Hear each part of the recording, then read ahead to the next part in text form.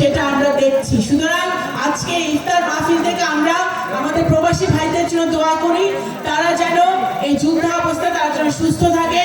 এবং আমাদের একটাই কথা, বাংলাদেশের একটাই কথা, বাংলাদেশের সরকারের একটাই কথা, যে আমরা যে কোনো অবস্থায় যে কোনো মূল্যে এই যুদ্ধ অবস্থার অবসান চাই।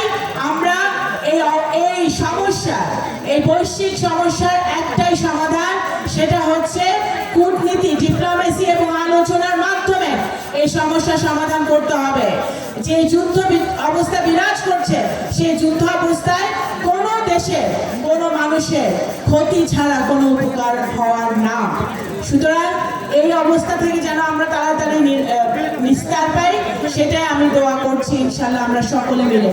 আমি আর কথা বাড়াবো না, আপনারা আমার জন্য দোয়া করবেন, আমিও আপনাদের জন্য দোয়া করছি যেন আপনারা ভালো থাকেন, সুস্থ থাকেন।